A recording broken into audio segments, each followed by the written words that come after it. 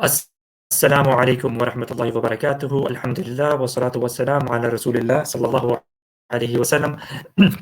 Thank you everyone for whoever is online for joining us again for a new webinar this week. This week, ICNA Council for Social Justice will be talking about the Kashmir issue. We've all seen the pictures. We've all seen the videos. We know what's happening. We know what's going on. We know the shock that we're still in. And we know the people of Kashmir have been suffering for decades at the hands of the Indian government. So today we have a panel of very good speakers, Kashmiri American leaders who have a lot to share. Some of them have firsthand experience on the ground. So I'll be bringing them in one by one, inshallah, to speak on the topic, inshallah. So we're going to start with Dr. Qazi. He's here. Let me make sure he can hear me. Dr. Qazi, can you hear us? Yes, I can. Assalamu alaikum. Okay. So Dr. Qazi will be here speaking first. Unfortunately, his camera is not working, so we'll have to do with the image that we have. But inshallah, hopefully we can also benefit. Please go ahead, Dr. Qazi.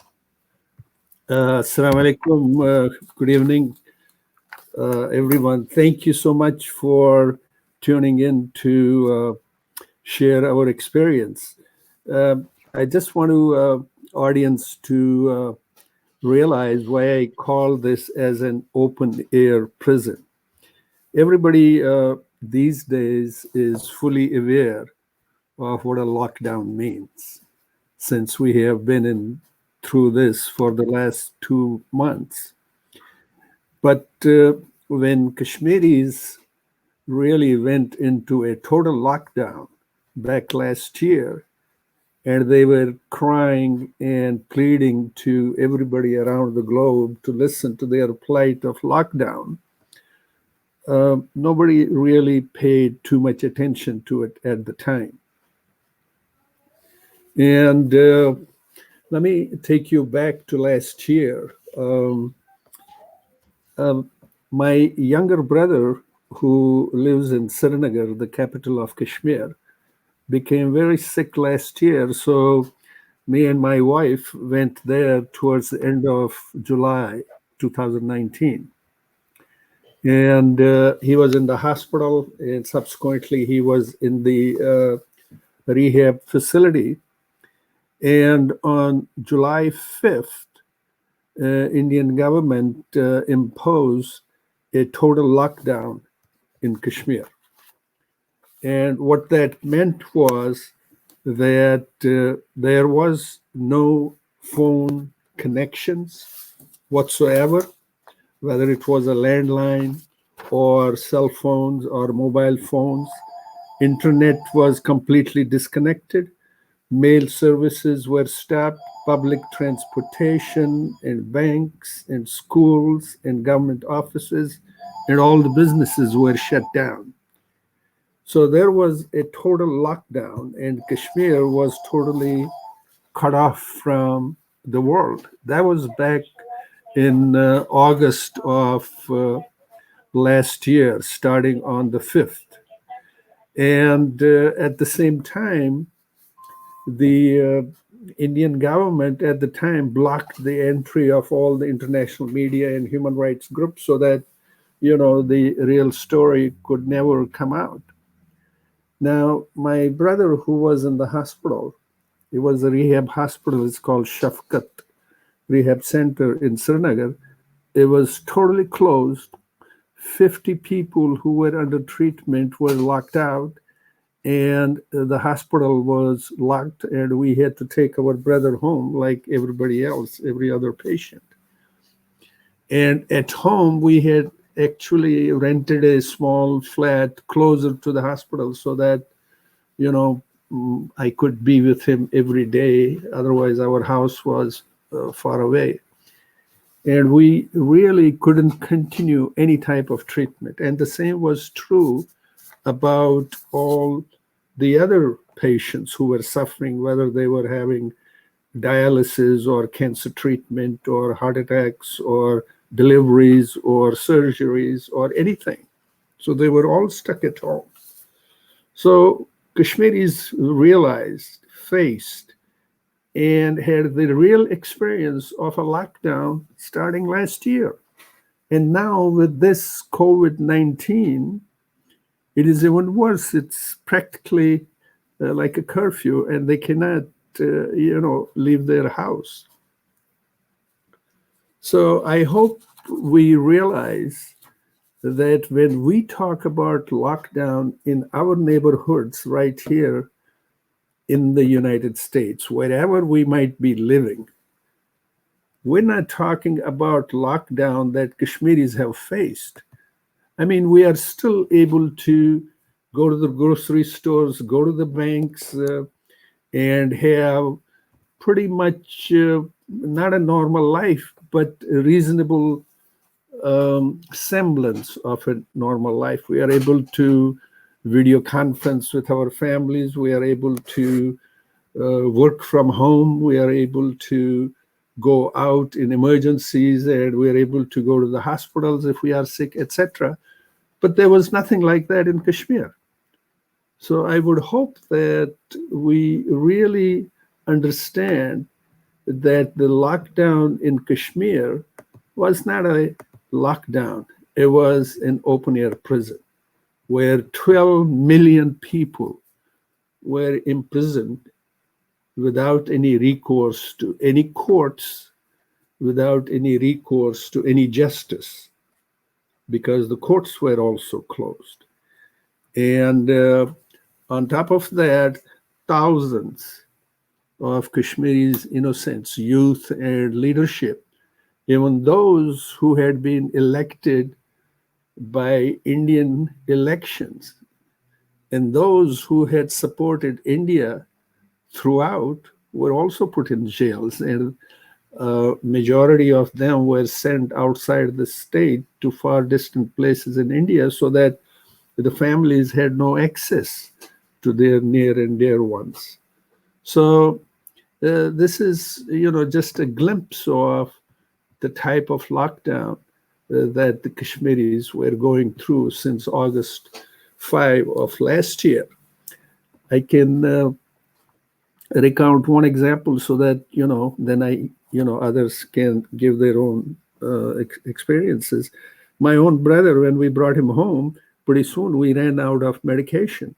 So it was impossible to fill up the prescriptions, because since the internet was closed, pharmacies could not order or fill in their empty stocks, because stocks are filled up either by phone or through emails, and neither one of them was available. They were completely shut off. So that was an unbelievable type of atrocity on the people that continues.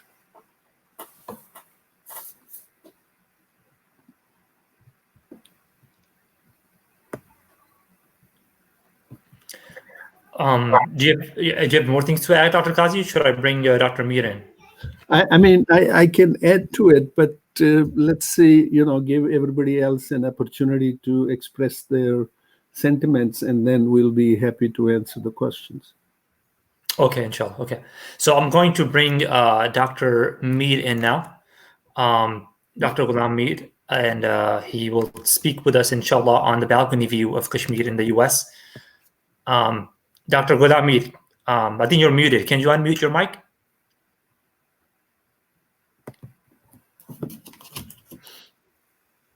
Can you hear me? Yeah, we can hear you now. Yes, go ahead. Assalamu alaikum wa rahmatullah.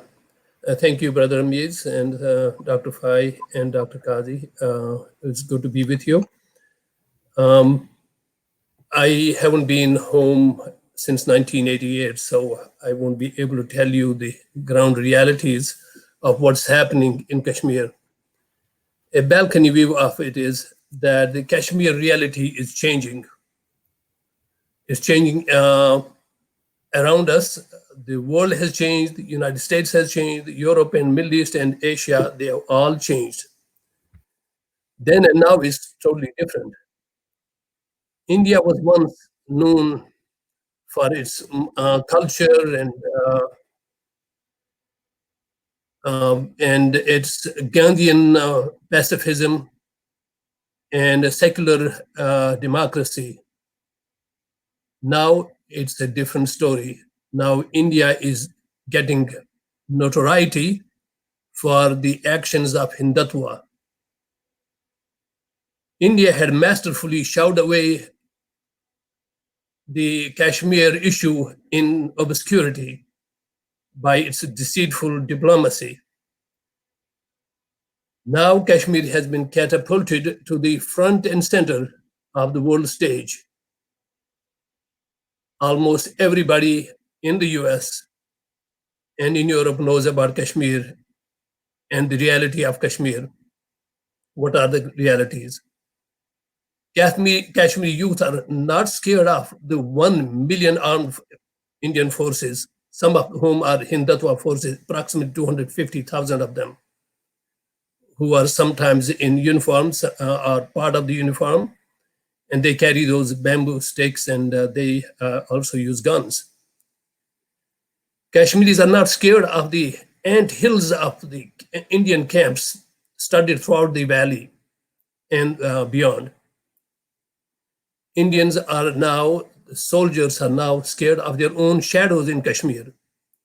That's why when they conduct almost a full-fledged military operations in Kashmir, they usually go with bombing the neighborhood first. They have a handful of resistors there who are fighting them back. Approximately 12 million people, as Dr. Qazi referred to. They are sitting inside, barricaded, with troops surrounding them. Indian forces have been guilty of collective punishments for last 30 years, and more so in the last year and a half. These are cowards blasting homes in urban areas with remote control bombs before they go in to apprehend a suspect. They go in, as you might have seen yesterday in Nawakadal, they go and for a search and destroy mission, and they pillage. They take any valuable they may have, people may have in their homes. And as they retreat, after finishing their dirty job, they set the neighborhoods on fire. And you may have seen those images in the last 24, 48 hours. So the world knows about it, even in spite of cutting off the phone services, internet, as Dr. Qazi said. We still are able to manage. People are determined. They are in Kashmir. They are sending messages out, and what's coming out, it doesn't paint a pretty picture of India. These atrocities should shake the conscience of the world in the name of common humanity. I think the international institutions, such as United Nations, they are paralyzed, they're powerless, they are toothless for whatever reason. The international NGOs like Amnesty International and Asia Watch, they need to do more. It is their responsibility, their moral responsibility to highlight the plight of Kashmiris. UNHCR, ICC, and ICJ need to challenge India. They need to have India pay for its crimes against humanity, against Kashmiris, the mothers, fathers, brothers, sisters, and our young children. With all international political and humanitarian agencies disabled by the conniving regime of India, now Hindutva in Narendra Modi's government, but even prior to that, during the Congress government, there is a slim hope that Kashmiris are going to see the dawn of freedom soon, but eventually, God willing, maybe. The United States, where we are sitting, has to play a pivotal and influential role because it is still the most powerful nation. It has to try to influence the belligerent behavior of India towards its neighbors, including first and foremost the Jammu and Kashmir. US leverage with India is on multiple levels. India is dependent on American government and American private industry. It is dependent on strategic needs. It is receiving the bulk of the IT outsourcing. And it is also dependent on America on conventional and nuclear military weaponry after the Soviet Union went down. America has a moral responsibility. This is our home, and we want them to stand with us to support Kashmiris to gain their basic human and political rights. India is an unreliable partner, Americans must know. They were proteges of Soviet Union until Soviet Union collapsed, and they turned around suddenly as if nothing had been done by them all those years. They connive, they're duplicitous, they're always up to something no good. With their relations with Russia, Afghanistan, China, Bangladesh, Arab countries, Iran, and Nepal, everywhere. Their hand is in the cookie jar everywhere there. India does not follow any moral or ethical standards inside the country, as you saw with CAA in Delhi and other places. It always serves its own narrow political interests and economic interests. The Hindutva under PM Modi is pursuing a dangerous settler colonialist policy. It has an agenda that has been nurtured by it since the creation of India and Pakistan and Kashmir. It is an apartheid. It is following that playbook. It is repeating its 1947 genocide. If you know those who are aware of it, in 1947, the same Hindutva forces that did not have that same name, they came into this province of Jammu, particularly the city of Jammu. They committed mass atrocities and genocide. Approximately 250 to 300,000 people were massacred. That was a huge number those days for cities. Rest of them were pushed across the border to Pakistan, who are living as refugees there for the last 72 years. Jammu, overnight, was converted from a Muslim majority city and state to a Hindu majority state. The history does repeat itself. At that time, my own information from a friend who was from Jammu, he said only 14 households were left. Mr. Modi is planning a similar genocide again, since Article 370 was abrogated last year. Make no mistake, everybody must understand Narendra Modi's face. Narendra Modi is the Adolf Hitler of the 21st century. He is one of the almost Nazi-like individuals. Adolf Hitler was the leader of Nazi SS in earlier 20th century. And Mr. Modi is an RSS of Hindutva today.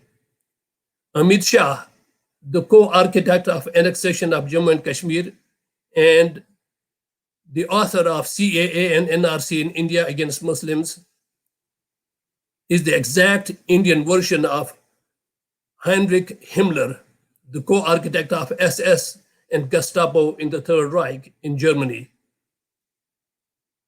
Nazis committed Holocaust in Germany, Poland, and other European countries, sending over 6 million Jewish people to death camps.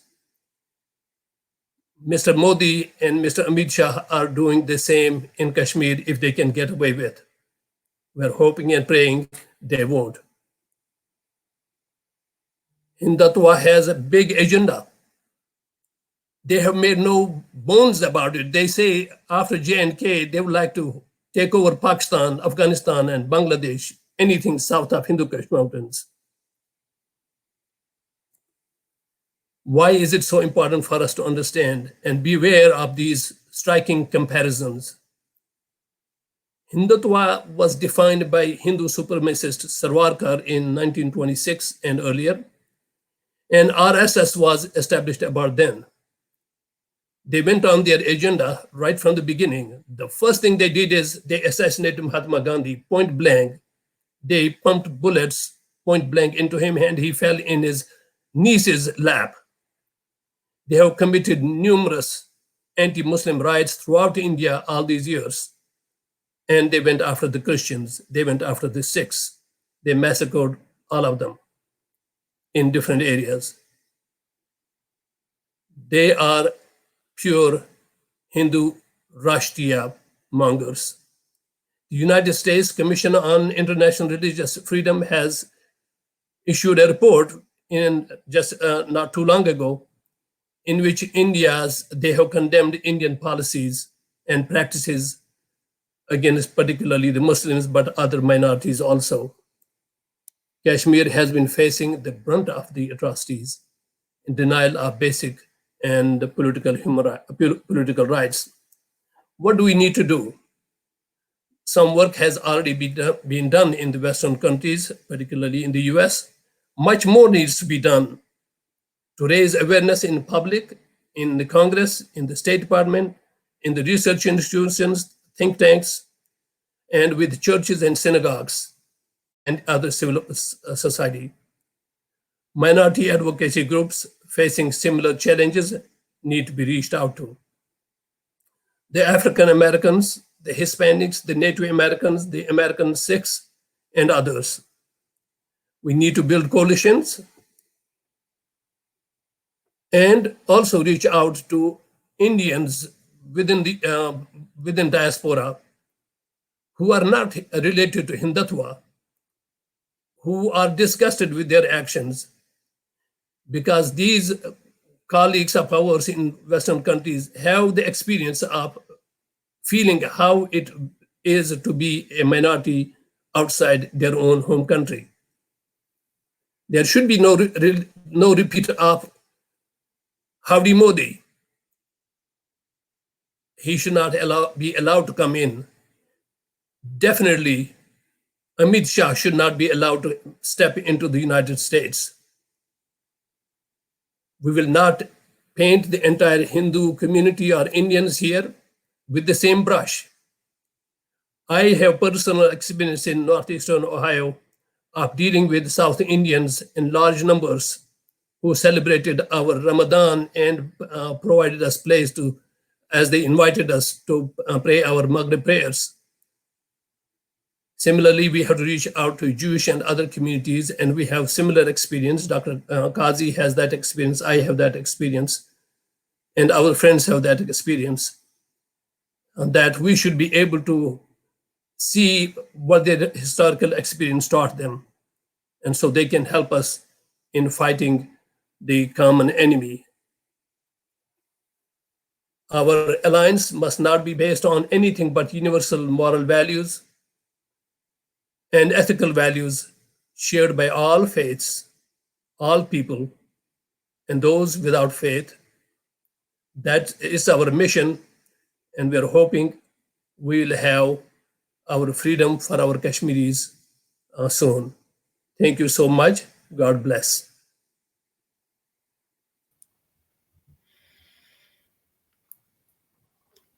Thank you so much, Dr. Mir. So we're going to bring in Dr. Ghulam N. He's going to be the last one to speak today, and then we'll have an open Q&A. And he will speak on the topic of the international perspectives and the current initiatives for Kashmir that are happening. And then after that, we will do a question and answer session. So please do type in your questions in the comments section, and we will answer them afterwards. And if you still have more questions, you can engage with them. We can all see your questions and your comments. So just keep them coming, inshallah, and we will discuss them after Dr. Ghulam Nabi's talk, inshallah. Okay, Dr. Ghulam Nabi, go ahead, inshallah. Bismillahirrahmanirrahim. First of all, let me thank ICNA, Council of Social Justice, and Dr. Zahid Bukhari and Ramiz Abid for organizing this very important and timely webinar. The people who are listening to us or watching this program, so they may be thinking the title, An Open Air Prison, is a fictional title. But let me tell you, not at all. It is a statement of fact. So why I am saying that? Because I am going to give you two important examples why it is an open air prison. First example takes us back to 2004, to be exact, the July of 2004, when European Parliament, they sent a delegation to Kashmir by the Foreign Affairs Committee. It was headed by John Cushnan of Ireland. They stayed in Kashmir for a week, and they came back and reported to the Foreign Affairs Committee of the European Parliament. And the title of the report was Kashmir, the Most Beautiful Prison on Earth. So you may be thinking, yes, that was some 16 years back, so things might have changed in Kashmir. And let me give you another example, and that happened just 2 months ago. One of the most prominent scholars of America, and I would tell you that he is one of the most prominent even in the world, Professor Noam Chomsky of IIT, he was interviewed by an Indian technology reporter, Mr. Ramanathan. And Professor Chomsky told him just 2 months ago that Kashmir has become the prison for the people of Kashmir, and the government of India is responsible for that. But he said much more important than that. He said that what is happening in Kashmir, no one knows that. So that's exactly what Dr. Qazi and Dr. Amir was telling you, that there has been Indian military crackdown for the last 10 months, and there is a coronavirus lockdown for the last 2 to 3 months. And the government and media knows that the world powers and the international NGOs, so they are engaged right now with this coronavirus pandemic. They cannot pay attention to the situation, to the suffering and the miseries of the people of Kashmir. So they have intensified their atrocities in Kashmir. And let me tell you that today when I am talking to you, so the whole valley of Kashmir has been declared as a red zone. A red zone means no one can come in and no one can go out. Dr. Qazi very correctly told you, and everybody knows that we have been also in the lockdown here in the West, here in Washington, in America, only for the last 3 months. People have started getting frustrated.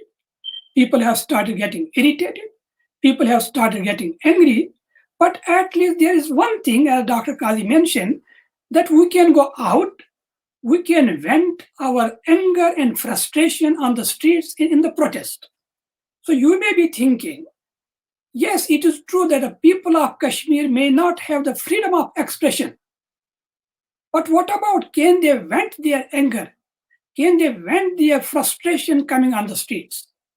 Ladies and gentlemen, dear brothers and sisters, you cannot utter a single word in Kashmir about the situation, what is going on there. If you are a reporter, you can report anything you want to report. But you cannot report what Indian Army is doing in Kashmir. And it is not what I am talking.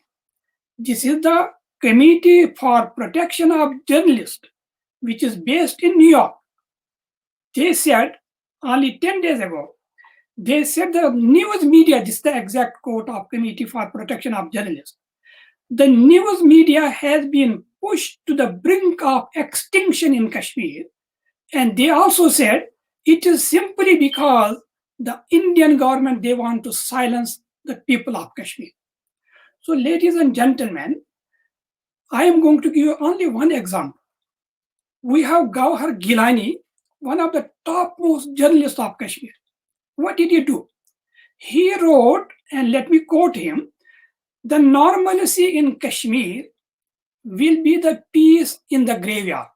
The normalcy in Kashmir will be the peace in graveyard. The Indian army came, he was picked up and booked under UFA. UFA is Unlawful Activity Prevention Act. It's a draconian law. Under this act, you can be declared as a terrorist. You cannot move to the court and you cannot be bailed out. Now you may be thinking that UFA is in violation of 4 important articles of Universal Declaration of Human Rights. Article 7, Article 9, Article 10, Article 11. It is also in violation of 4 articles of International Covenant of Civil and Political Rights. Article 6, 19, 20, and 21. You may be thinking that these are international obligations every member country of the United Nations have to abide by. Ladies and gentlemen, India doesn't care about that. Why it does not care? That what exactly Dr. Mir was pointing towards. Because India knows India is the largest, rather 5th largest economy in the world. India knows if I am going to violate all these international norms, the world power, they are going to remain silent. India knows if I am going to break all these international obligations and covenants, the silence of world powers is going to give me the impunity in Kashmir. Ladies and gentlemen, just imagine you are under Indian military crackdown. You are under coronavirus lockdown. You cannot speak. You cannot protest. You cannot go to the mosque. You cannot use the internet. You do not know whether you have anything to eat by the end of the day. You cannot vent your frustration and your anger on the streets. So what is the situation in Kashmir? So this was described by the New York Times. New York Times said Kashmir has become the hell for the people of Kashmir. Dr. Mir mentioned about the United States Commission on International Religious Freedom. I am going to tell you later on what exactly it says, but one of the things it says that India is the largest democracy. Ladies and gentlemen, don't listen to Dr. Qazi and Dr. Mir. Huffington Post says that Indian democracy in Kashmir is dead. Dr. Mir mentioned about this abrogation of Article 370, 35A. Let me say very briefly, before quoting any international dignitary or international agency, let me quote one of the most prominent leader of Indian Parliament, who happened to be the former Minister of Interior, former Minister of Finance of Government of India, one of the top leaders of Indian National Congress, P. Chidambaram. P. Chidambaram said that the abrogation of Article 370 is the biggest man-made disaster of India. Then he said, I do not want to say it, but I am compelled to say it, that abrogation of Article 370 is the beginning of disintegration of India. The people of Kashmir, they do not want disintegration of India. And Dr. Mir said very correctly, we have hundreds of Indian friends in America, even in India. We love the people of India, but this is the leader of Indian National Congress saying this is the biggest mistake. It may lead to the disintegration of India. Narendra Modi thought that he was going to abrogate Article 370 and make Kashmir integral part of India, and no one is going to know it. Even if anyone is going to know it, it will be only between India and Pakistan. So God has his own plan. This reckless activity and action of Narendra Modi, it brought the issue of Kashmir first time within the past 48 years back to the Security Council where it belongs. And India wanted it to be the integral part. Antonio Guterres, the Secretary General of United Nations, he said, Kashmir has to be resolved under the United Nations Security Council of resolution. When the whole world was knocking the door of India, that what are you doing there? There are atrocities, there is torture, Kashmiris are under siege. The custodian of human rights, the High Commissioner on Human Rights, you know how she responded to this claim of India, it's an internal matter? The High Commissioner of India said, to both India and Pakistan, this is the time you have to give the right to self-determination to the people of Kashmir. Exact wording. And she went one step ahead of it and she said, in future dialogue, you have to include the people of Kashmir to the talks. So ladies and gentlemen, when India would like to say that there's a normalcy, as Gilani said, the normalcy comes only from the graveyard. But India said there's a normalcy. We have one of the most renowned and respected human rights activists from India, Arundhati Roy. She said on October 3rd, 2019, she said the 900,000 Indian military has made Kashmir the largest military concentration anywhere in the world. So ladies and gentlemen, these are the facts. This is what is happening in Kashmir. Now the question is that what can we do? We can do many things, but the question is whether it will have impact or not. There are few things it can have directly impact on the streets of Kashmir, on the streets of India, and it may bring India and Pakistan closer so that a time comes when they are going to really think about the future of the people of Kashmir. Number one, all those people who are listening to us, who are watching to us, they are going to listen to this video later on. What is more important and what is more effective is the use of social media. It does not need any financial support. It only needs intellectual support. I am glad that everyone who is listening to this video, he has the intellectual support. He has the power of the pen. You can use the social media.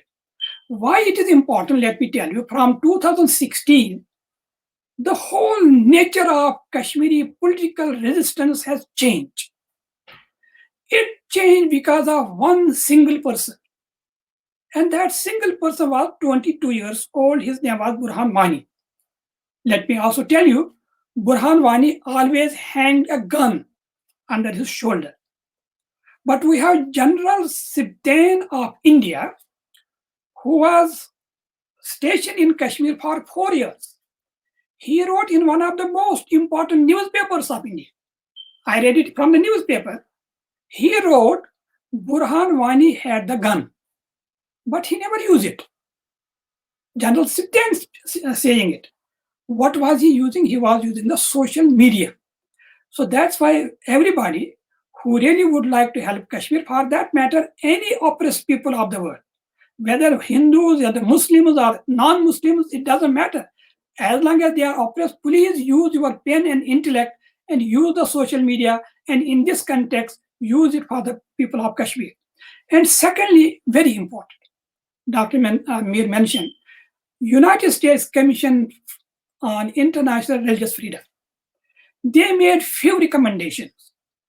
They did not make it just for academic discussion. They made these recommendations so that the impact of these recommendations is going to be felt in the Parliament of India. It's going to be felt on the streets of New Delhi. What is the first recommendation? Exact wording. The BJP government, not Indian government, the wording is the BJP government must denounce the militancy of RSS, which is responsible for violence and responsible for discrimination.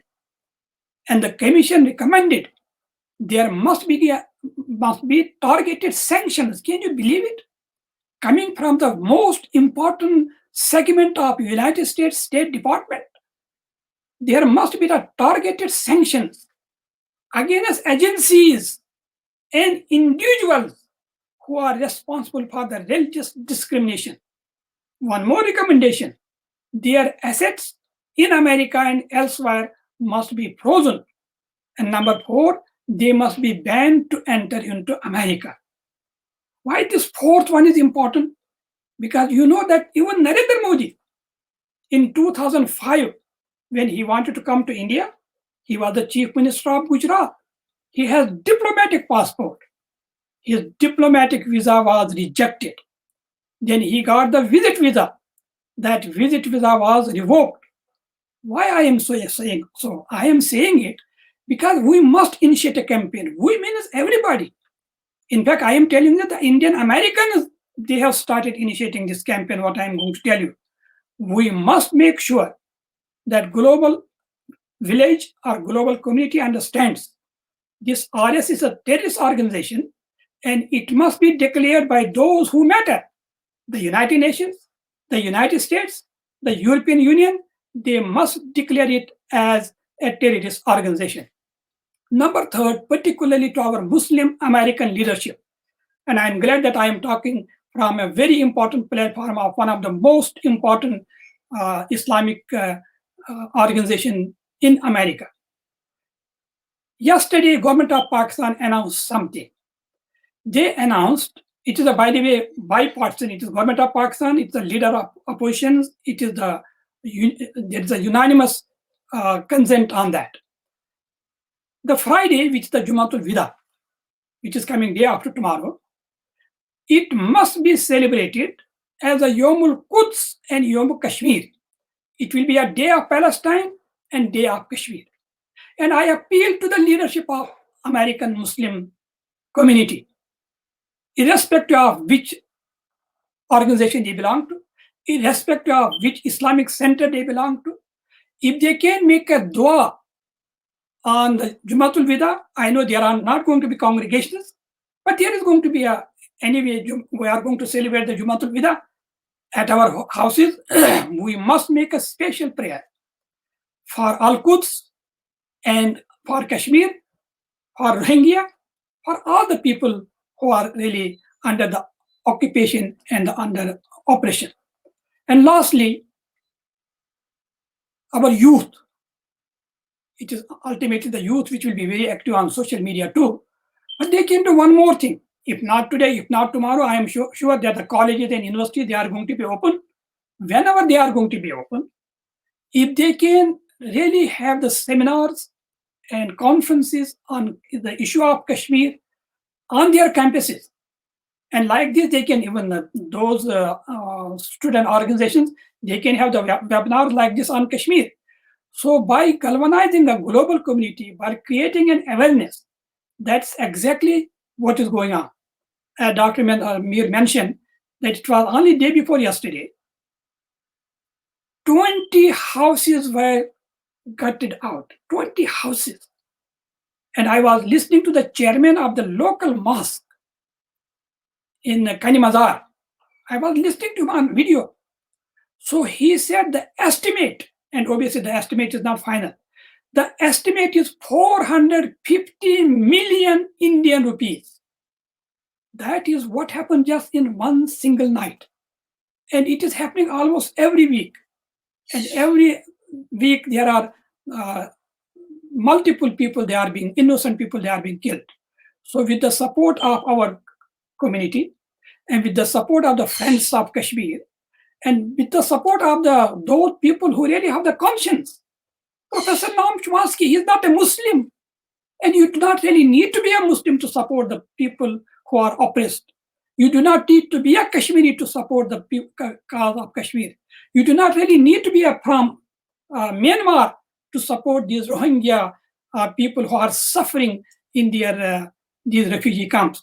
But as long as you are a human being, as long as you have a conscience, as long as that conscience clicks you and knocks your heart and mind, so you can help the people of Kashmir, you can help the people who are oppressed in any part of the world, irrespective of their religious affiliation, irrespective of their regional background.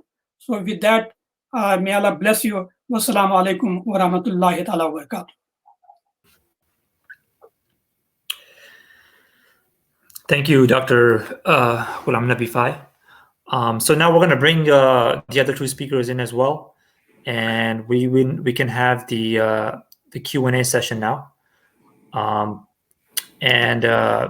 I think there were at least two questions that came in that I wrote down. And if you have any questions, please write them in the comment section.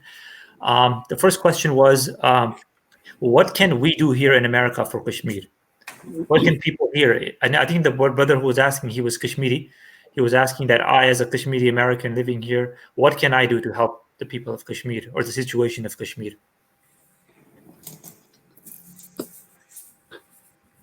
Dr. Qazi, Dr. Mira. Dr. Qazi is ready? Yeah, I'm okay. Why don't you go ahead? Okay. I think there are certain things that we in the United States have a capacity to do that many others don't. First, our work with the legislative branch, that is our work in the Congress. There is a resolution already in the Congress, resolution number 745, introduced by Indian American legislator, Democrat Representative Jay Pollan, and co-sponsored with a Republican Watson. So if we write to our own representatives to support that resolution, so that's number one.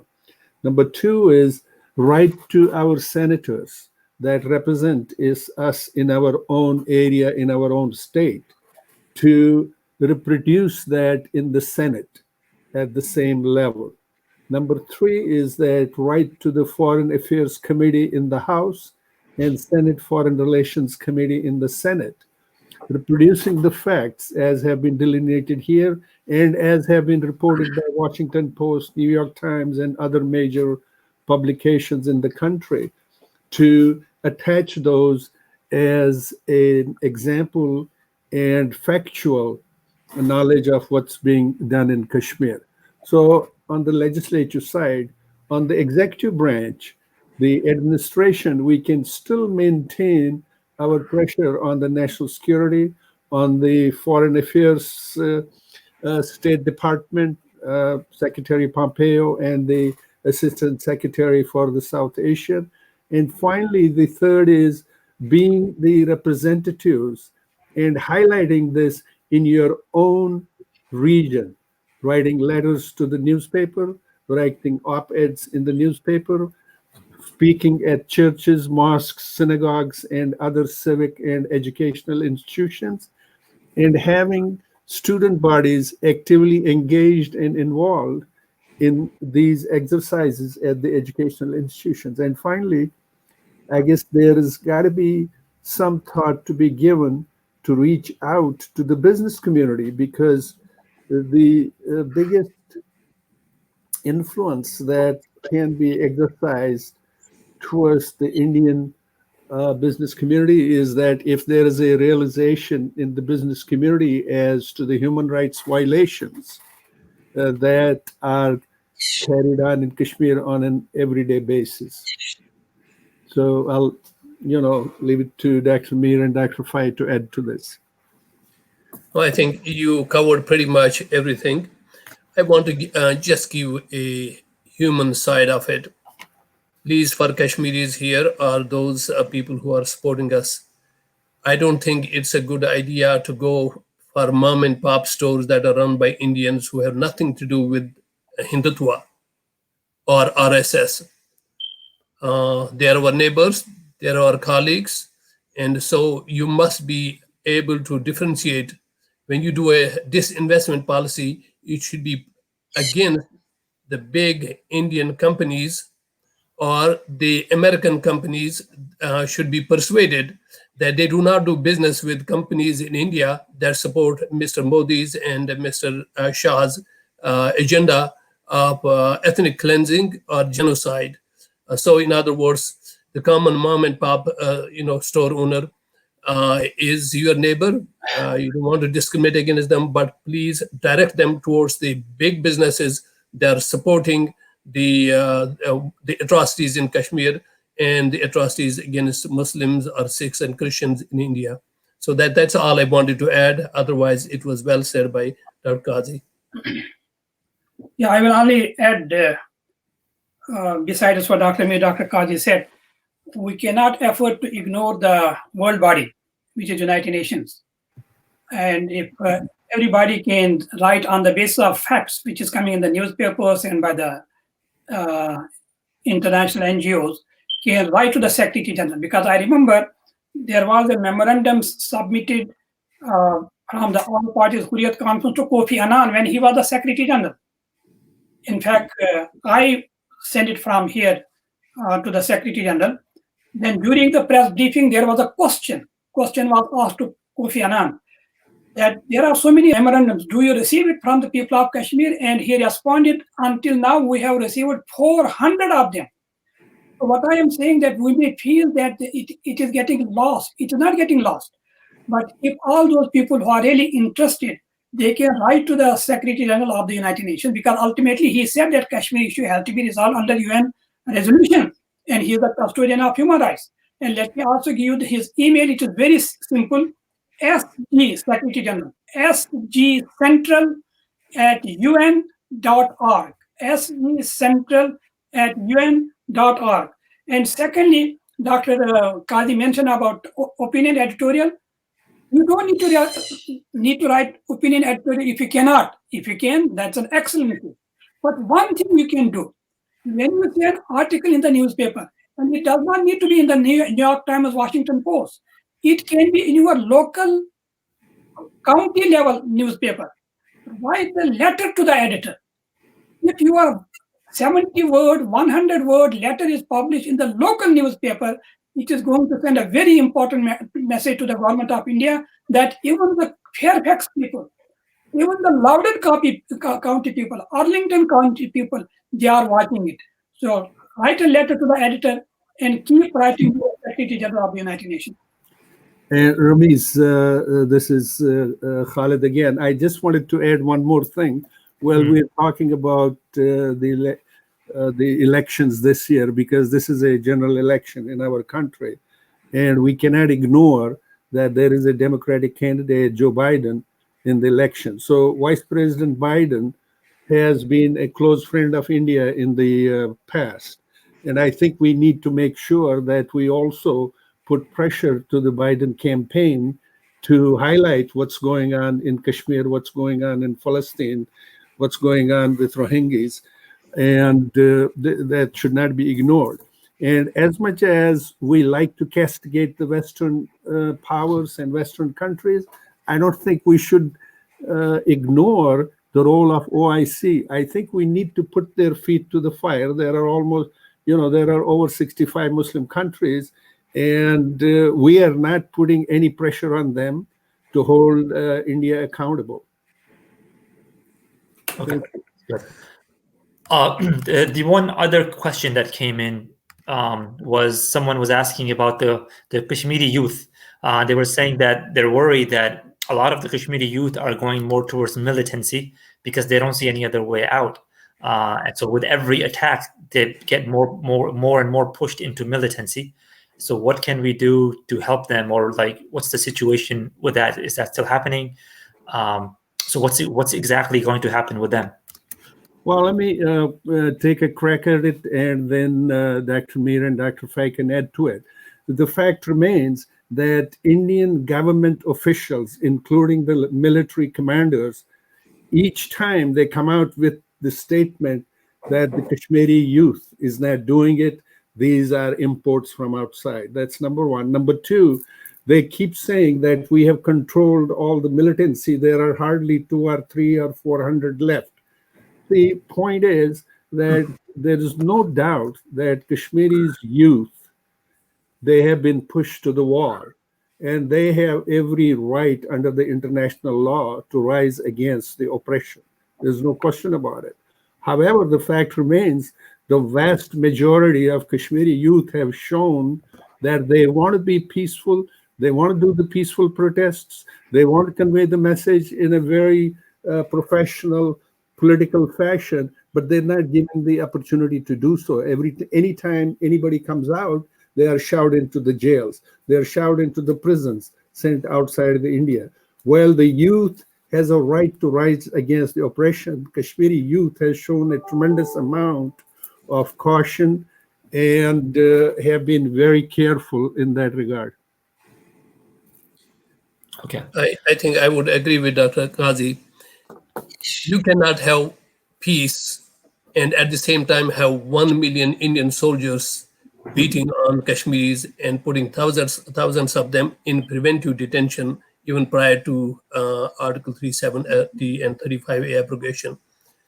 If you close all the venues for Kashmiris and avenues for Kashmiri youth to speak up, to seek their rights, you are actually pushing them into violence.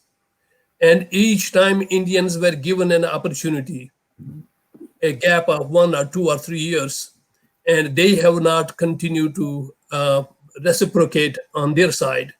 They still continue to hold people in jails. They still spend money on informers. They still go into the houses and drag the youth out. They still decapitate the political leadership of senior leaders who would be able to have influence and sway over the youth. India is providing the fuel for the youth to rally, and each time they catch and kill the youth in fake encounters and otherwise, I think they are putting fuel on the fire.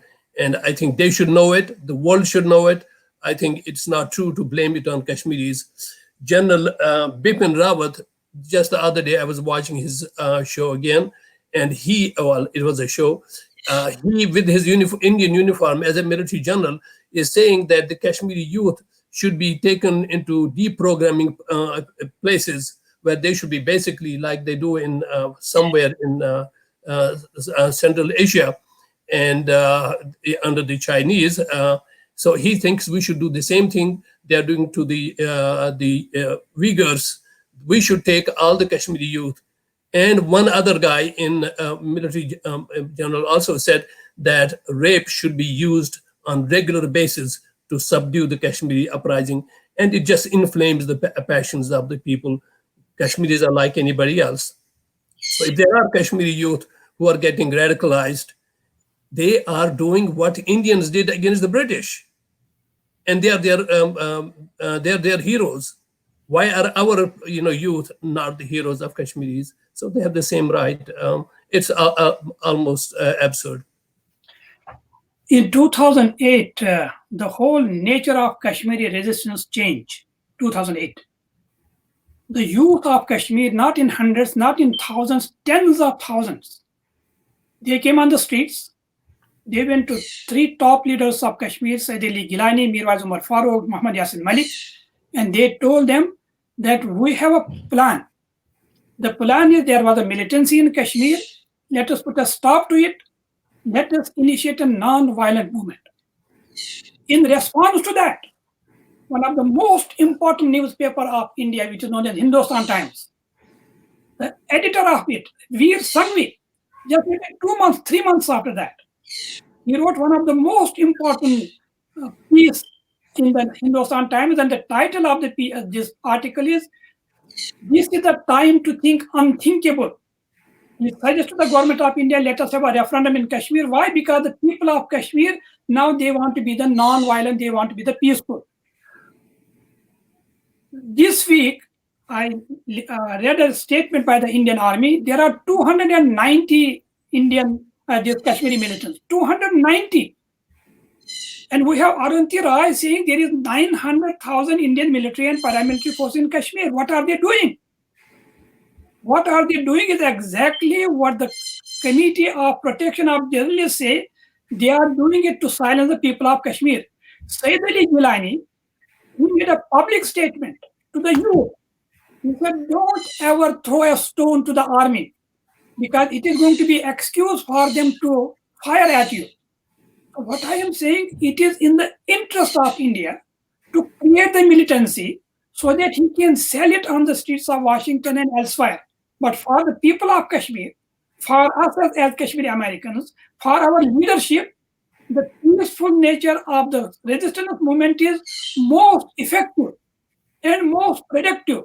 And that is the only way we can gain the sympathy of the world opinion, and we can bring the Indian mainstream, if not mainstream, but Indian public square, they can listen to us.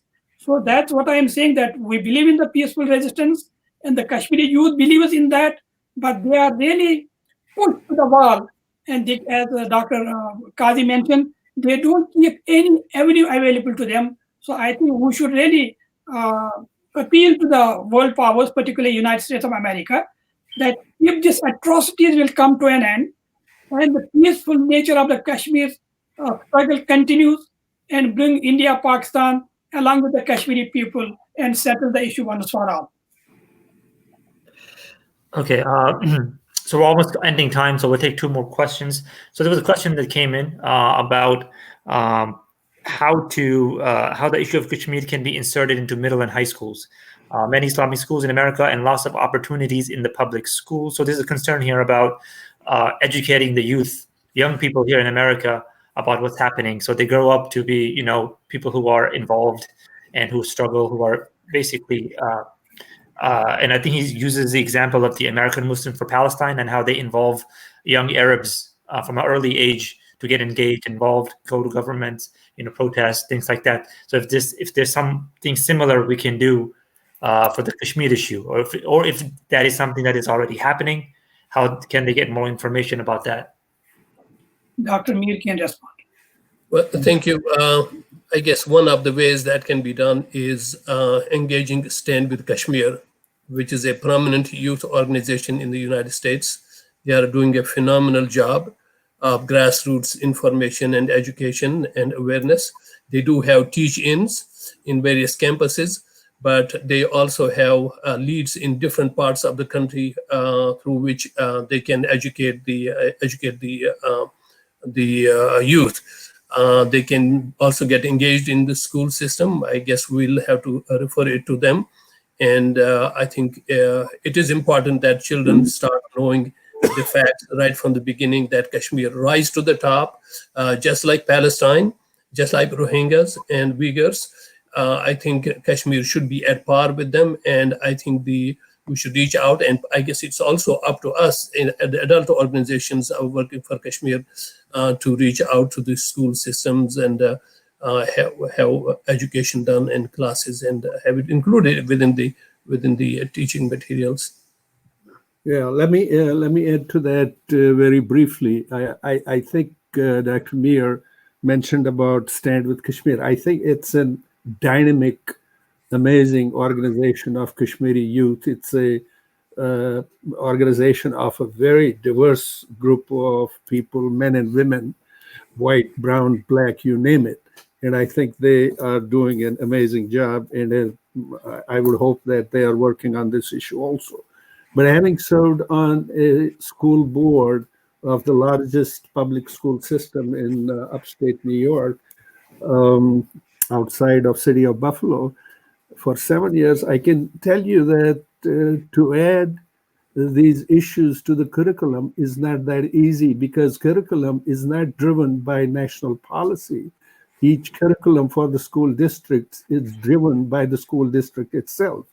So, for example, in Western New York alone, there are about over 60 school districts, and you can imagine there are tens of thousands of school districts across the country. But we certainly can learn from Jewish Americans. We can learn from African Americans, and mentioned about Palestinian Americans. And it is a huge task that we need to connect with other groups that have already, worked on these things. We don't need to reinvent the wheel. But it's a very good question. Okay. So we have one more question. And the question is Kashmir struggle, is it a freedom struggle or is it a human rights abuse issue? Which one is it? Well, it's a very easy question to answer. Human rights is the product of the political issue. The fundamental issue in Kashmir is the right of self-determination that has been guaranteed in several United Nations resolutions. And everything that emanates out of Kashmir is because of denial of that right. Maybe Faye and Mir can add to that. No, I think this is a very important question. This was also asked to Arunti Roy on October 3rd, 2019 in an interview. It's a video interview. And she said that what the people of Kashmir want and what the Kashmir movement is, this is exactly her quote. they have been saying it for the last 70 years. Then she said, they have been saying it with their blood. And she said, the people of Kashmir want nothing but the right to self-determination. So basically, Kashmir issue is not India-Pakistan issue. It's not a bilateral issue. It's an international issue. By the way, it became international simply because the Indian government brought it to the United Nations, and it became international simply because American administration instructed her ambassador to the United Nations to initiate a resolution number 47, which gave the right to self-determination to the people of Kashmir. But just to add to what Dr. Qazi and Dr. Faiz said, even prior to the India and Pakistan getting into conflagration in 1947, it should have been understood that Kashmir was a separate state. That's where it started, and India should not have invaded. It should have kept to its own borders. But they did invade, and they made themselves a party to the dispute. They forced themselves on the Kashmiri people, and Kashmiri people rejected them. That is the beginning of this whole process. And then as they were going to do it by whatever it took to control Kashmiris resisted, and that creates that in that political movement. And then when they suppress the people, that creates the human rights abuse, and human rights abuse then tags along with the political abuse. The only way you can do is go to the grassroots, go to the core of the problem. Let the Kashmiris go to exercise their right of self-determination. Those things will resolve themselves. There'll be minor human rights issues in any society, and Kashmir will be no exception to that. We are not the angels, but certainly the breadth and the depth of these human rights violations in Kashmir is unparalleled in today's time in terms of the numbers and the techniques they are using, in which they are essentially decimating our youth. So yes, but the two are linked together, but the political is the root cause, and then human rights comes subsequent to that. Okay. So that actually concludes our session. So thank you so much for all our panelists for coming and sharing their knowledge and information. And inshallah, you can find out more on our website, csj.org. And as always, please do donate. We do all of this for free, and we try to bring a new story or a new issue every week here in the US and around the world. Different types of oppressions that are going on, different types of injustices that are taking place around the world. We try to bring light to it and share information about it. So we ask you to please share this webinar with your family and friends so they can benefit as well, and share it widely. Thank you so much, and Jazakallah khair for everyone coming and attending. And thank you to all the panelists as well for coming and joining us. Thank you so much. Assalamu alaikum. Thank you so much for having us. Thank you.